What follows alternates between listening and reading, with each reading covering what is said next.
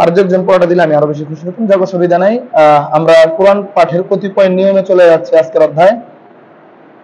কোরআন আমরা যে পাঠ করব অথবা যাকে আমরা কোরআন পাঠের দাওয়াত দিব, তাকে আমাদের এই বিষয়গুলো অবহিত করা উচিত।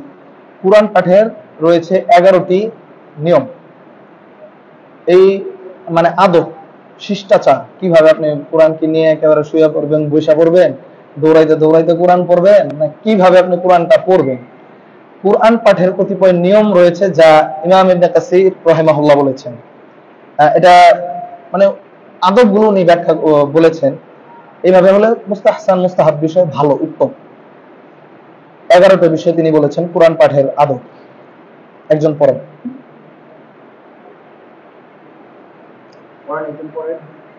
এত ভয় পেলে হবে? ইমাম ইবনে কাসির রাহিমাহুল্লাহ কোরআন পাঠের কিছু আদব উল্লেখ করেছেন। যেমন, এক, মনোযোগ দিয়ে শুনেন, কোরআন পাঠের আপনি কিভাবে কোরআন পাঠ করবেন এর কিছু আদব আছে। এটাকে ছেড়ে দিন, আপনি মনোযোগ দিন, পড়ান।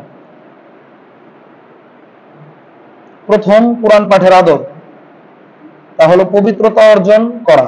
পবিত্রতা অর্জন না করে কোরআন স্পর্শ করবে না বা তেলাওয়াত করবে না, প্রথম। দ্বিতীয়, আচ্ছা তাহলে এদিকে কিছু প্রশ্ন আসা পড়ে যে অপবিত্র অবস্থায় কোরআন পড়তে পারবো কি পারবো না, মাসআলা। আচ্ছা, 3 নাম্বার পেজ, কোরআন পাঠের কতিপয় নিয়ম। দেখুন, আপনার কাছে আছে? এই যে নেন, আমি আর ভাই একটা থাকলে ভালো। আচ্ছা, এগুলো হলো মুস্তাহাব, পছন্দনীয় বিষয়, যে কিভাবে আপনি কোরআন পড়বেন। পবিত্রতা অর্জন না করে কোরআন স্পর্শ করবে না বা তিলাওয়াত করবে না, এটা আল্লাহর কালাম, এটা সম্মানের বিষয়। দ্বিতীয়, কোরআন পাঠের পূর্বে মিসওয়াক করে নিবি, মানে মুখটা পরিষ্কার করে নিবি, একটা মুস্তাহাব বিষয়, পছন্দনীয়। মুস্তাহাব মানে পছন্দনীয়, ভালো কাজ। 3 নাম্বার, সুন্দর পোশাক পরিধান করবে। মানে কি, ঈদের পোশাক পরে আপনি কোরআন তেলাওয়াত করবেন বিষয়টা এমন? মানে উত্তম পোশাক পরিধান করবেন। উত্তম পোশাক কি? চেষ্টা করবেন উত্তম, আপনার কাছে যেটা ভালো। একটা জামা সারাদিন পরে আপনি কাজকর্ম করেছেন, জামাটা থেকে দুর্গন্ধ আসতেছে, স্বাভাবিক মানবীয় গন্ধ আসতেছে, এই জামাটা পরে কি আপনি কোরআনটা তেলাওয়াত করবেন? আপনি আল্লাহর কালাম পড়ছেন, একটা সম্মানের বিষয় আছে। সেই ক্ষেত্রে উত্তম যে আপনি আপনার পরিষ্কার জামাটা পরে কোরআন তেলাওয়াত করবেন। এটা ইমাম ইবনে কাসির রাহিমাহুল্লাহ বলছেন। কোরআন পাঠের আরেকটি আদব হচ্ছে কিবলামুখী হওয়া। কিবলামুখী হওয়ার বিষয়টি অনেক গুরুত্বপূর্ণ। এটা শুধু কোরআন পাঠের ক্ষেত্রে নয়, দুয়ার ক্ষেত্রেও। একটু ভাইকে হেল্প করেন, দেখেন কি চায়। আচ্ছা, কিবলামুখী হওয়া খুবই গুরুত্বপূর্ণ। আমরা যেদিন দুয়ার বিষয়ে আলোচনা করব, এই কিবলামুখী হওয়ার বিষয়টি আসবে। তাও একটু বলে দেই, যেহেতু বিষয়টা চলে আসছে। কিবলামুখী হওয়ার গুরুত্ব হচ্ছে, আল্লাহ রাসূল সাল্লাল্লাহু আলাইহি সাল্লাম বদর যুদ্ধের দিন মুসলমানদের খুব ভয়াবহ অবস্থা ছিল, মাত্র 313 জন, ওইদিকে 1000। সে অবস্থা আল্লাহ রাসূল সাল্লাল্লাহু আলাইহি সাল্লাম কিবলামুখী আল্লাহর কাছে দোয়া করছে। এর মানে বোঝা যায় কিবলামুখী হওয়া দোয়া কবুলের একটি বড় শর্ত। কোরআন পাঠেরও একটি বড় আদব হলো আপনি কিবলামুখী হবেন ইনশাআল্লাহ। আচ্ছা, হাই উঠলে কোরআন পড়া বন্ধ করে দিবে। বিনা প্রয়োজনে কোরআন পড়া অবস্থায় কারো সাথে কথা বলবে না। কোরআন পড়ছি, আসিম ভাই কেমন আছেন, শুনবেন, আবার পড়ছি, আদবের খিলাফ। আপনি আল্লাহর কালাম পড়ছেন, খুব গুরুত্বপূর্ণ কিতাব পড়ছেন। ইমাম সুফিয়ান সাউরি রাহিমাহুল্লাহ বলেন যে, যেহেতু কোরআনের বিষয় আসছে, ইসমা হাজিল মাকুলাতুল আযীমা, আমার এই কথাটা মনোযোগ দিয়ে শুনেন। ইজা আরাদতা আইয়ুকাল্লিমাল্লাহ, ইজা আরাদতা আইয়ুকাল্লিমাল্লাহ ফাআলাইহি বিসসালাত। তোমাদের মধ্যে কেউ যদি আল্লাহর সাথে কথা বলতে চায়, যে আমি আল্লাহর সাথে কথা বলবো, ফাআলাইহি বিসসালাত, সে যেন সালাত আদায় করে, সালাতে দাঁড়ায় যায়, তাহলে সে আল্লাহর সাথে কথা বলতেছে। আমি এইটা আপনাকে শোনাইতে চাইতেছি, আমি আর পরের কথাটা আপনাকে বলতে চাইতেছি। সুফিয়ান সাউরি রাহিমাহুল্লাহ বলেন, ইজা আরাদতা আইয়ুকাল্লিমাকাল্লাহ ফাআলাইহি বিল কুরআন। তোমাদের মধ্যে কেউ যদি চায় স্বয়ং আল্লাহ তার সাথে কথা বলুক, তাহলে সে যেন ফাআলাইহি বিল কুরআন, সে যেন কোরআন তেলাওয়াত করে। সুবহানাল্লাহ, গুরুত্বপূর্ণ বিষয় কিন্তু। তাইলে আপনি যদি চান আরশের মালিক আপনার সাথে কথা বলুক, তাহলে আপনাকে কোরআন পড়তে হবে। আপনি আরশের মালিকের সাথে কথা বলছেন, এই পরিস্থিতিতে আপনার কয়েক কিছু আতপ্ত রাখতে হবে, সেই বিষয়গুলো এখানে চলে আসছে। আচ্ছা, আচ্ছা, আপনি যে সময় কোরআন তেলাওয়াত করুন বিনা প্রয়োজনে, প্রয়োজন আছে, সাপোজ অনেক সময় আমরা ব্যবসা বাণিজ্যে থাকি, ওই সময় অবসরে আমরা কোরআন তেলাওয়াত করতে থাকি। ওই সময় সাপোজ আপনার একটা ব্যবসায়িক ক্লায়েন্ট চলে আসলো, হঠাৎ প্রয়োজন আছে, আপনি আপনার আয়াতটা শেষ করেন, আপনি কোরআনটা বন্ধ করে তার সাথে কথা বলুন, ডিল করুন। মা ডাক দিছে, হইতে পারে খুব গুরুত্বপূর্ণ বিষয়, ওই সময় মায়েরটাকে সারা দিন। নফল ইবাদতে ইভেন আপনি নফল সালাত আদায় করছেন, মাসালা চলে আসতেছে, বিষয়গুলো মনোযোগ দিয়ে শুনে মনে রাখার চেষ্টা করুন। এই সময় আরো সম্ভবত সামনে আলোচনায় আসবে, ইনশাল্লাহ আপনারা কোর্সটা পুরো করলে কিছু ইনশাল্লাহ জানতে পারবেন। নফল সালাতে দাঁড়াইছেন, এমন সময় যদি মা ডাক দেয়, এই সময় নফল সালাতে ছাড়তে হবে। তাহলে মায়ের ডাকের পিতা মাতার গুরুত্ব আছে। তাহলে আমরা এদিকে পেলাম বিনা প্রয়োজনে কোরআন পড়া অবস্থায় কারোর সাথে বাতচিত করা যাবে না। তারপর মনোযোগ সহকারে কোরআন পাঠ করবে। কোরআন যে সময় পাঠ করছেন, আমরা আগে এই গুরুত্ব বলে দিয়েছি যে কোরআন পাঠের গুরুত্বটা কেমন, স্বয়ং আল্লাহ আপনার সাথে কথা বলছে। এই সময় মনোযোগ সহকারে কোরআন পাঠ করতে হবে, মনোযোগ যেন অন্য জায়গায় না থাকে, একেবারে ধীর স্থির ভাবে কোরআন বোঝার চেষ্টা করবেন। তারপর সওয়াবের আয়াত পাঠ করলে থামবে, সওয়াবের আয়াত চলছে, এই কারণেই তো আমরা বলি কোরআনটা একটু বোঝার চেষ্টা করি। কোরআন বোঝার অনেক গুরুত্ব আছে। আমি প্রায় উদ্গ্রীব তারগিব আপনারা যেন লাজ্জাতটা পান, সেই কারণে বলছি। প্রায় সময় আমি নিজেও মানে অনেক সময় আমি আশেপাশের মানুষজন পাগল মনে করে কিনা আল্লাহ জানে, অনেক সময় সালাতে দাঁড়ালে যদি ওইরকম কোনো তেলাওয়াত আসে, আমি নিজেকে কন্ট্রোল করতে পারি না, এটা আবেগ কাজ করে। এই বিষয়টা এমনই, কোরআনের বিষয়টা এমনই যে গতকালকে সম্ভবত বা এশা অথবা এশার সময় তেলাওয়াত করছে আমাদের হাফেজ মুজাম্মিল ভাই। তিনি তেলাওয়াত করতে করতে আমার কাছে এত ভালো লাগতেছে যে একটা সময় তিনি কোরআনে একটা আয়াত চলে আসছে যে ইকরা কিতাবাক কাফা বিনাফসিকা ইয়াউমা আলাইকা হাসিবা।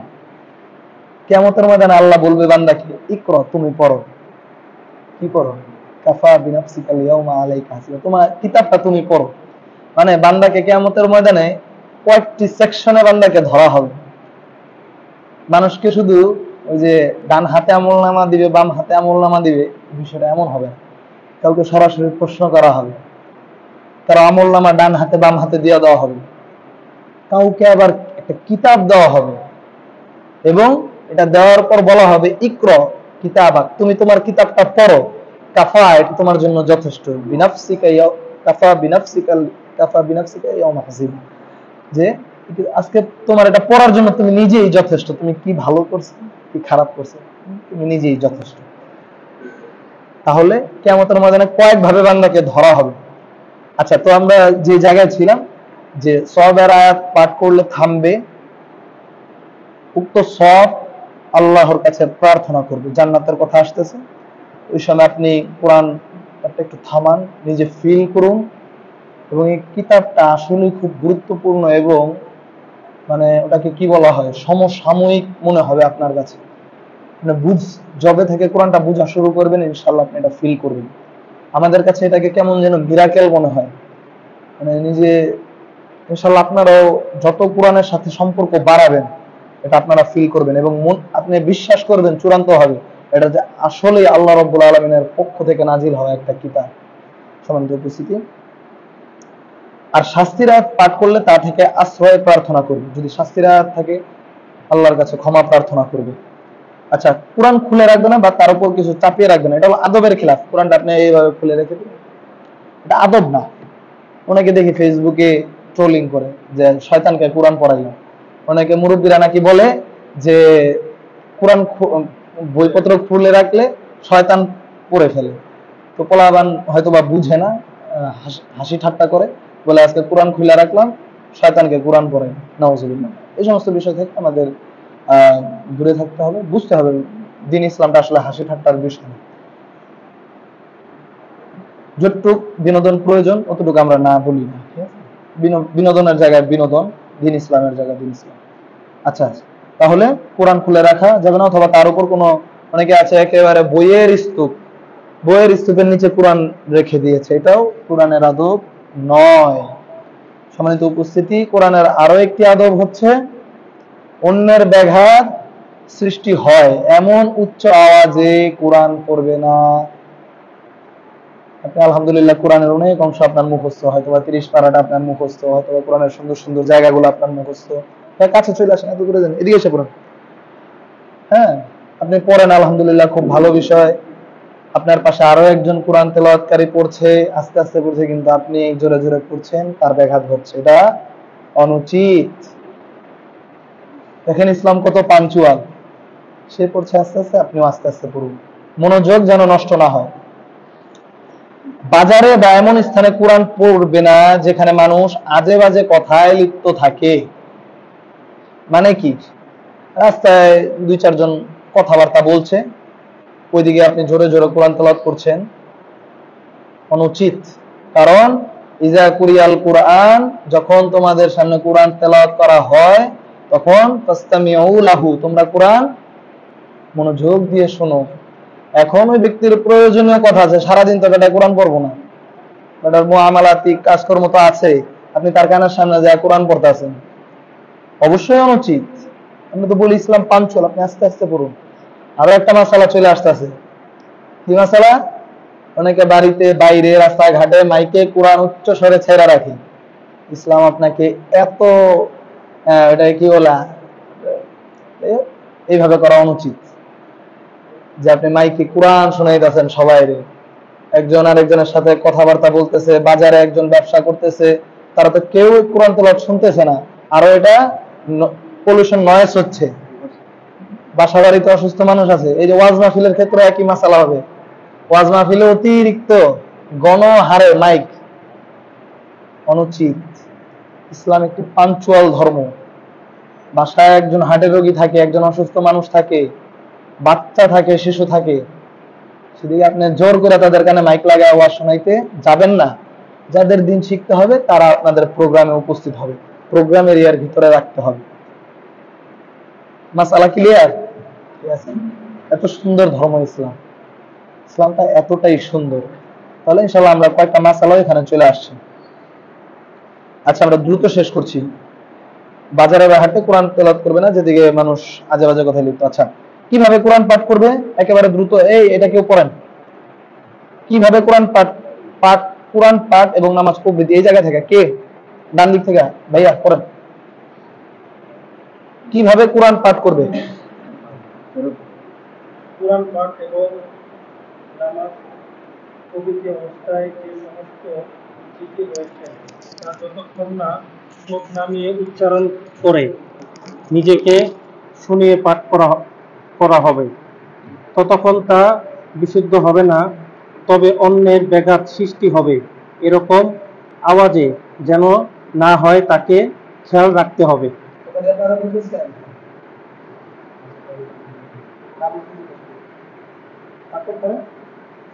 অন্যের ব্যাঘাত সৃষ্টি হলে এরকম আওয়াজের যেন না হয় তার খেয়াল রাখতে হবে।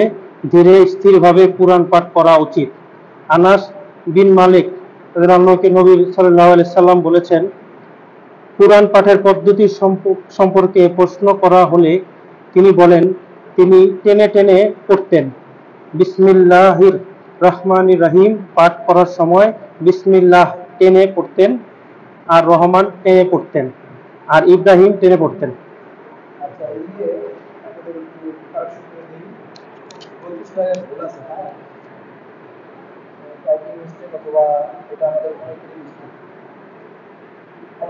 ধীরে ধীরে কোরআন মানে টেনে টেনে পড়তেন, এটা তো বুঝতে পারছেন। বিসমিল্লাহির রহমানির রহিম, এই যে কি লেখছে আপনারা পড়তে পারবেন, এটা বিসমিল্লাহির রহমানির রহিম।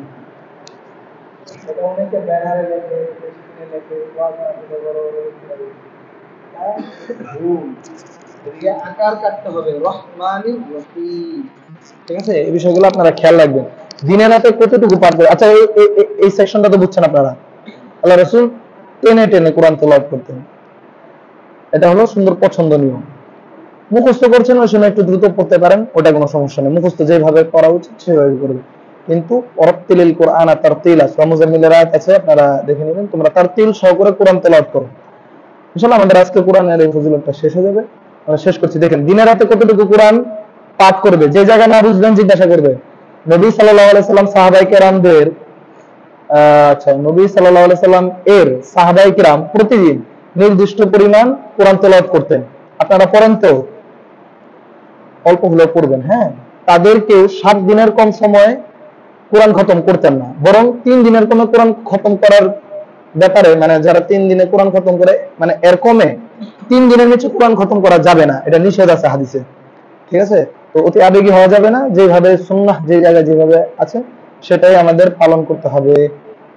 মুখস্থ কোরআন পাঠ, কোন মানুষ যদি মুখস্থ করেন, আপনি করেন মুখস্থ কোরআন পাঠ একেবারে শেষ। কোন মানুষ যদি মুখস্থ কোরআন তেলাওয়াত করে তবে কোরআন দেখে পড়ার চাইতে সে বেশি চিন্তা গবেষণা এবং অন্তর্দৃষ্টি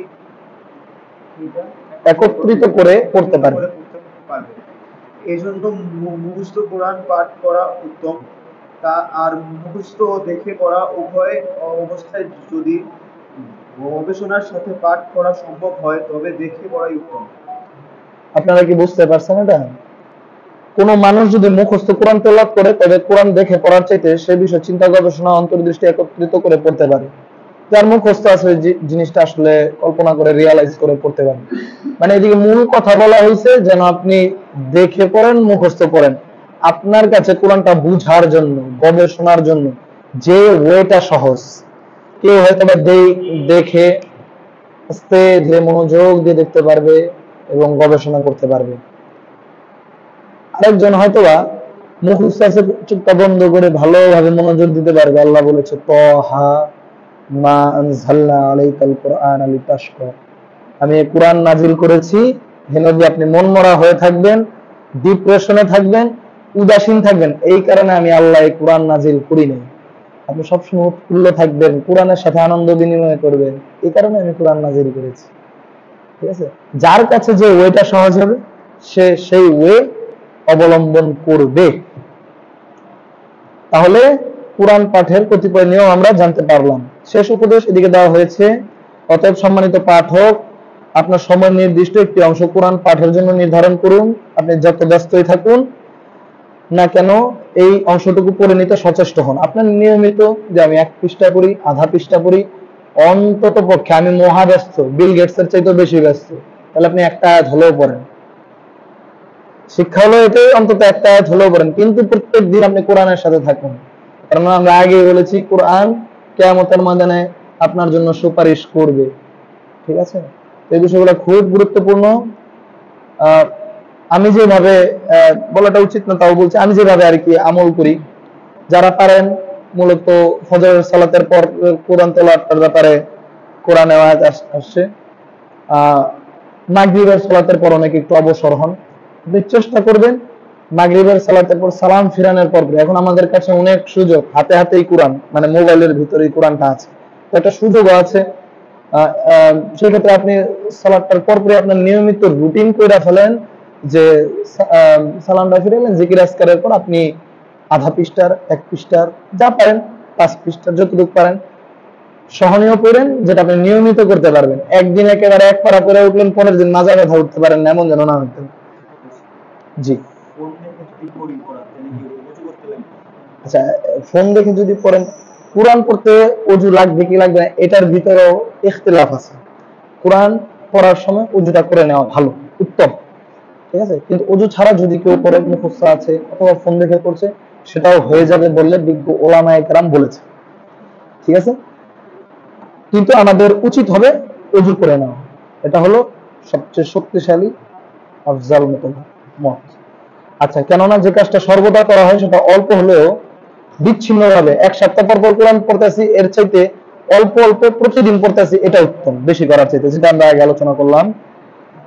নবী সাল্লাল্লাহু আলাইহি সাল্লাম বলেন, মান নামা আন হিজবিহি আও আন শাইইন মিনহু ফাকরা ফিমা বাইনা সালাতিল ফাজরি ওয়া সালাতিজ যুহরি কুতিবা লাহু কাআন্নামা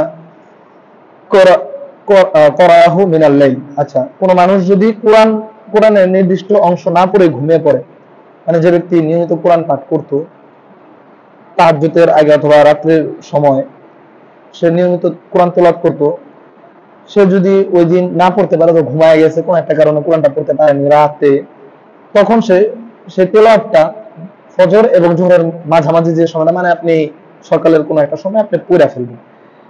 যেন সে পড়ে নেয়, যদি সে এভাবে পড়ে নেয় তাহলে সেটা তার জন্য হবে গভীর রাত্রিতে কোরআন তেলাওয়াত করলে যে সওয়াবটা ছিল সেটা সে সেই সময় তেলাওয়াত করলে পেয়ে যাবে। এটা হলো আপনার নিয়তের মাধ্যমে। তো আমরা আজকের পাঠটা সম্ভবত এদিকে শেষ করবো। ভাই একটু কোরআন থেকে একটু আলোচনা করে 2-3 আয়াতের অনুবাদ করবো। আমি করবো? জি জি জি, কোনটা কোনটা? ও আচ্ছা, কি বলছে দিকে? আচ্ছা, আমি আরেকবার বলি। মান্নানা আন হিজবিহি, এটা না, ও আরো পরে মুসলিমের পরে যারা কোরআন ছেড়ে দেয় বা কোরআন ভুলে যায়, আপনি আচ্ছা দিকে কিছু আছে, যারা কোরআন ছেড়ে দেয় বা কোরআন ভুলে যায় আপনি তাদের অন্তর্ভুক্ত হবেন না। এটা তো সহজ কথা। কোরআন তেলাওয়াত, তারতিল মানে তাসবিহ, কোরআনের যে অক্ষর প্রত্যেকটা শব্দের যে দাবি এবং সুন্দর কণ্ঠ মানে প্রত্যেকেই একেবারে ওই মিশারিরা সেটা লাফাসের মতো আমরা না। আমার পক্ষে যতটুকু সুন্দর করা সম্ভব ততটুকু সুন্দরভাবে আমি সর্বাত্মক চেষ্টা করব সুন্দরভাবে কোরআন তেলাওয়াত করা, সাথে পাঠ করা বা কোরআন গবেষণা তদনুযায়ী আমল করা। আচ্ছা, আরেকবার এটা আমার করতে হবে। যারা কোরআন ছেড়ে দেয় বা কোরআন ভুলে যায় আপনি তাদের অন্তর্ভুক্ত হবেন না। কোরআন তেলাওয়াত তার তারতিলের সাথে পাঠ করা বা কোরআন গবেষণা বা তা অনুযায়ী, তদনুযায়ী মানে হচ্ছে তা অনুযায়ী আমল করা বা কোরআন দ্বারা ঝাড়ফুঁক করা ইত্যাদি কোনো কিছুই পরিত্যাগ করবেন না। এদিকে কয়েকটা বিষয় আছে ভাই, ধন্যবাদ, আমি এই জায়গাটা মিস করে ফেলছিলাম, মনে করছি এদিকে শেষ। আচ্ছা, তাহলে এদিকে কিছু বিষয় আসতেছে। আপনি কোরআন গবেষণা করবেন, কোরআন অনুযায়ী আমল করবেন যেগুলো আপনি শিখতেছেন, কোরআন দ্বারা ঝাড়ফুঁক করবেন। কোরআনের ঝাড়ফুঁকটা যে কত গুরুত্বপূর্ণ এটা আসলে আমরা জানি না। আমরা ইনশাআল্লাহ একটা আপনারা এটাকে কি বলা হয়, একটা আলাদা সেশন রাখবেন একদিন, আমরা শুধু ঝাড়ফুঁক রুকিয়ার উপর আলোচনা করব। এটা মোস্ট ইম্পর্টেন্ট একটা বিষয় যেটা না জানার কারণে আমরা তাবিজ করি, যেটা না জানার কারণে আমরা কবিরাজের কাছে দৌড়াই, যেটা না জানার কারণে আমরা ওঝার কাছে যাই, বিভিন্ন আজে বাজে কুফরি কার্যক্রম করি। তো একদিন একটা আলাদা সেশন রাখবেন আমভাবে, বড়ভাবে, ওই দিন আমরা শুধু রুকিয়া, ঝাড়ফুঁক এই বিষয়ে ইনশাআল্লাহ আমরা আলোচনা করবো। আচ্ছা, তাহলে এর মাধ্যমে আপনাদেরকে নসিহা করা হলো যারা আপনার কোরআনের যে আমল করেন, কোরআনের তাসবিহ অনুযায়ী তেলাওয়াত করেন, কোরআন দ্বারা ঝাড়ফুঁক করেন, এই কোনো কিছু যেন আপনারা বাদ না দেন, এটাই আর কি বুঝাইছে। তেমন এর বিষয় না। আমরা আজকে একেবারে কিছু প্রশ্ন আছে এই জায়গায়, কিছু বোঝার কমতি আছে। জি জি জি জি জি, সবই নফল। যা জি, কেন দিতে হবে জানেন? জুরাইজ মনে আছে আপনাদের? লম্বা সময় আলোচনার বিষয়ে এগুলো আর যাচ্ছে না। আচ্ছা, 5 পৃষ্ঠারে যান সবাই। এদিকে আমার মনে হয় আজকে এতটুকু থাকলেই ভালো। এদিকে একটা ইসলামের বড় বিধান আসতেছে, হ্যাঁ, এটা আমরা ইনশাআল্লাহ এর পরের দার্সে আমরা আলোচনা করব। আজকে এটা থাকুক, এটা বিধান আছে, ওই দিন শুধু এই কোরআনের আয়াতগুলো পড়বো। আপনারা পড়ে আসতে হবে, একটা সপ্তাহ সময় পান, দেখতে দেখতে জীবনটা দেখবেন শেষ হয়ে যেতেছে। এটা সুযোগ ছিল, পড়েন নাই, পড়ালেখা করাটা উচিত ছিল না। ছোট ছোট সিরিয়ালে যাবে একেবারে। মুসলিম জীবনের গুরুত্বপূর্ণ, এটা পড়েন। পৃষ্ঠা নাম্বার 68 পৃষ্ঠা 68। দাঁড়ান, পরে শুরু না না, একটা প্রশ্ন পড়েন আজকে।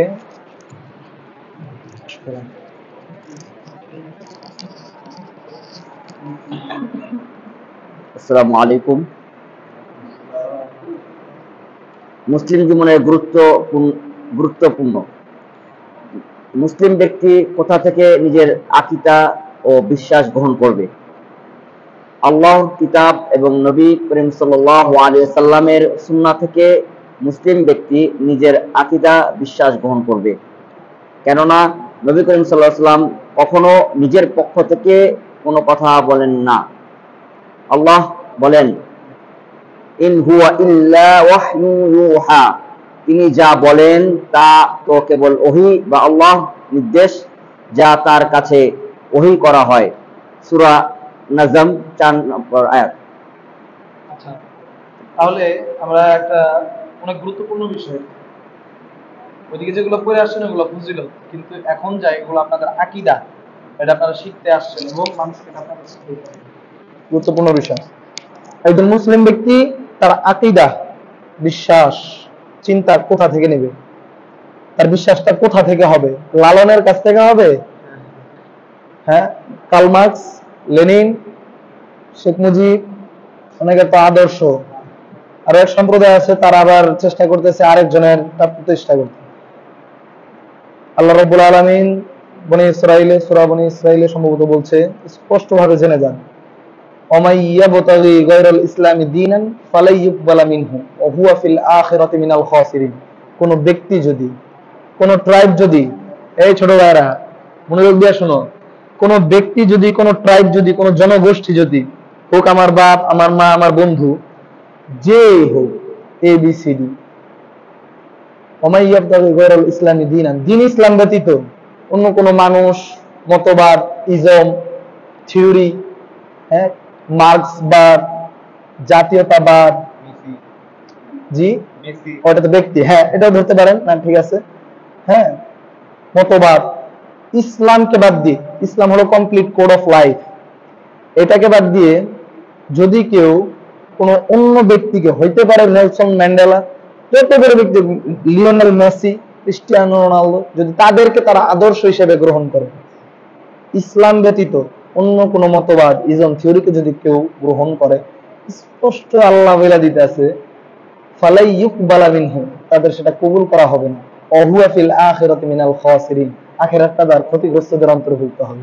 তাহলে আর কোন ওয়ে আছে ইসলাম ছাড়া অন্য কিছু মেনে নেওয়া? ঠিক আছে, একজন মুসলিম কোথা থেকে তার আকীদা নিবে? সর্বপ্রথম সে আকীদা নিবে কিতাব, আল্লাহর কিতাব থেকে, কোরআন থেকে, নবী সাল্লাল্লাহু আলাইহি ওয়াসাল্লামের সুন্নাহ থেকে ব্যক্তি নিজের আকীদা, বিশ্বাস গ্রহণ করবে। ক্লিয়ার? কথাটা কিন্তু অল্প, কিন্তু এটা খুবই গুরুত্বপূর্ণ বিষয়। আমি আমার বিশ্বাস কোথা থেকে নেব? ফাজাইল আমল থেকে নেব? অবশ্যই না, কোরআন এবং সুন্নাহ থেকে। কেননা আল্লাহ বলেই দিতেছে, ওমা ইয়ান্তিকু আনিল হাওয়া, সূরা নাজমের 3 এবং 4 নম্বর আয়াত, ওমা ইয়ান্তিকু আনিল হাওয়া ইন হুয়া ইল্লা ওয়াহয়ু ইউহা। নবী মুহাম্মদ সাল্লাল্লাহু আলাইহি ওয়াসাল্লাম নিজের পার্সোনাল ওয়েন্স থেকে কোনো কথা বলে নাই, তার উপর যা ওহী করা হয়েছে তিনি তাই বলেছেন। পরবর্তীতে আরো আসবে, আমরা ইনশাআল্লাহ ধাপে ধাপে আলোচনা করব। আপনারা এগুলো একটু মনোযোগ দিয়ে পড়বেন। একটা সপ্তাহ পড়া দিলাম, এক সপ্তাহের পড়ার হিসাবে খুব অল্প, খুব অল্প। ওই যে আমরা কোরআন পাঠের আদব যেটা বললাম, আমি এদিক থেকে বলে দিই, আবার পড়া দিতেছি, এই কারণে আপনারা পলায়ন পর হয়েন না, না পারলে অসুবিধা নেই। আমি আগামী মঙ্গলবার দিন ইনশাআল্লাহ 3 নম্বর পৃষ্ঠার যেটা কোরআন শিখার 11টি আদব, আদবগুলা আপনারা ভালোভাবে পড়ে আসবেন। শুধু 11টা আদব আমি আপনাদের কাছে মুখস্থ নেব, আর বাকিগুলো আপনারা ভালোভাবে চোখ বুলাবেন, মনে থাকবে ইনশাআল্লাহ, যেন আপনারা এই দিক থেকে নিজেরা আলোচনা করতে পারেন, কতটুকু বেসিক যোগ্যতা আপনারা অর্জন করুন। আর আমি তো শেখ আলামিন মাদানী হাফিজাহুল্লাহ আছেন, কি আছে ইনশাআল্লাহ। নিচে দেখুন, এই যে কোরআন পাঠের আদব যেটা 3 নম্বর পৃষ্ঠার, এটা মুখস্থ করার চেষ্টা করবেন।